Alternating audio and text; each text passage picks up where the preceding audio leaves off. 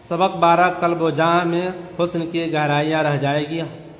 حسن نعیم کا مختصر تعارف۔ حسن نعیم کا اصل نام سید حسن تھا، لیکن اردو شعر و ادب کی دنیا میں وہ حسن نعیم کے نام سے مشہور ہوئے۔ ان کی پیدائش 1944 عیسوی کو پٹنہ میں ہوئی۔ حسن نعیم کا تعلق ایک معزز خاندان سے تھا۔ ان کا سلسلہ نسب حضرت مخدوم جہاں کے واسطے حضرت علی تک پہنچتا ہے۔ گھر میں رئیسی اور ذمہ داری تھی، لیکن وقت کے گزرنے کے ساتھ ساتھ وہ قائم نہیں رہ سکی۔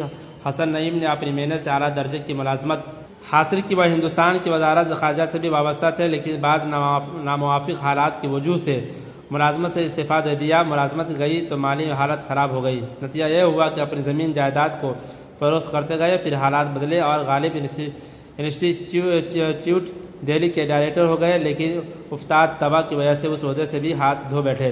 ان کی زندگی کے آخری ایام میں حالات بہت ہی پریشان کن ہو گئے تھے۔ صحت بھی خراب ہونے لگی تھی۔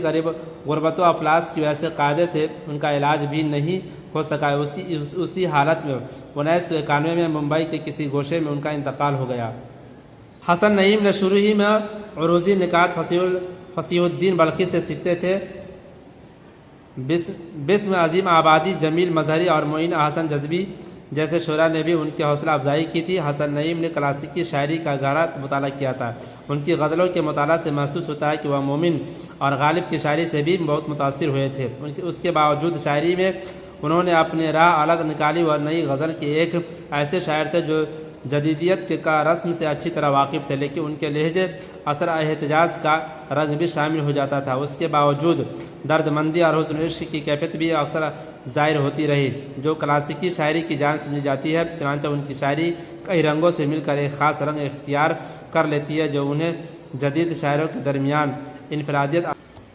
غزلیات نعیم کی تلخیص۔ ہمارے نصاب میں حسن نعیم کی 2 غزلیں شامل ہیں۔ ان میں پہلی غزل 5 اشعار پر مشتمل ہے۔ اس غزل میں شاعر نے مایوسی اور محرومی کا اظہار کیا ہے۔ مثال کے طور پر غزل کے دوسرے شعر میں شاعر یہ کہنا چاہتا ہے کہ میرا دیوانہ سینکڑوں سالوں کے بعد بھی لوگوں کو یاد آتا رہے گا، لیکن میری نیک نامیاں مٹ جائیں گی اور بدنامیاں باقی رہ جائیں گی، یعنی میری شہرت کی وجہ میری اچھائی نہیں برائی رہے گی۔ مجموعی طور پر اس غزل میں شاعر دنیاوی زندگی کی بے ثباتی سے مایوس نظر آتا ہے۔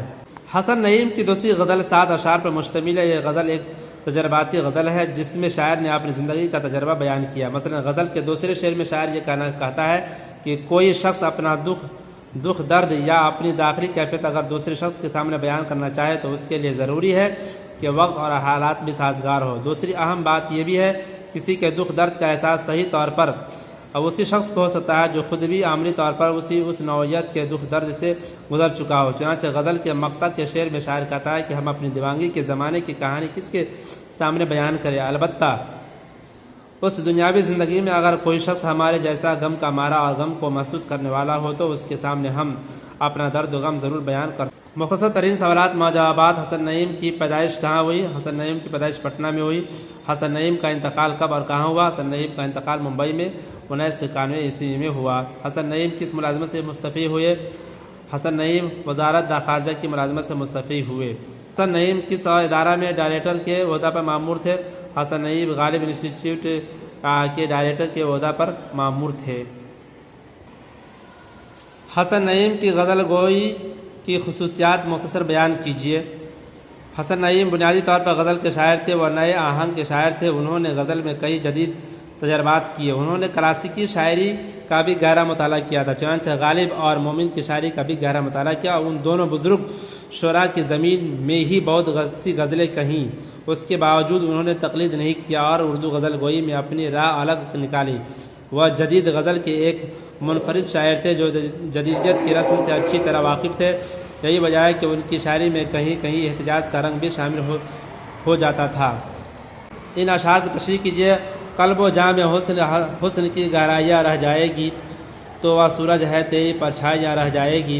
فسانہ غم کا کوئی غمگسار ہو تو کہیں، کہانی دل کی کوئی دل فگار ہو تو کہیں۔ پیش نظر شعر حسن نعیم کی زیر نصاب پہلی غزل سے ماخوذ ہے اور اس غزل کا مطلع ہے۔ اس شعر میں شاعر نے حیات انسانی کی بے ثباتی کو پیش کیا اور بالواسطہ طور پر اپنی زندگی کی کم مائگی پر مایوسی کا اظہار کیا ہے۔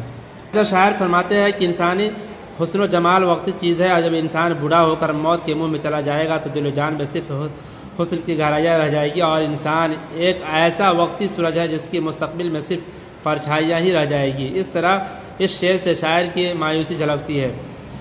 پیش نظر شعر حسن نعیم کی زیر نصاب دوسری غزل سے ماخوذ ہے، اور غزل کا مطلع اس شعر میں شاعر نے اپنے دل کے داخلی قرب اور رستے ہوئے زخموں کو عکاسی کیا ہے۔ ساتھ ہی یہ شعر شاعر کے مایوسی کو بھی خبر دیتا ہے۔ چنانچہ شاعر غموں سے چور ہو کر یہ کہتا ہے کہ اپنے غموں کی کہانی میں ہر شخص کو کیسے بیان کر سکتا ہو، آخر اس فسانہ غم کو کوئی سننے والا بھی ہو تو اس لیے کوئی زخمی دل ہی میرے دل کی کہانی کو سن سکتا ہے۔ اس شعر میں شاعر نے اپنی ذات سے متعلق انتہائی مایوسی کا اظہار کیا ہے۔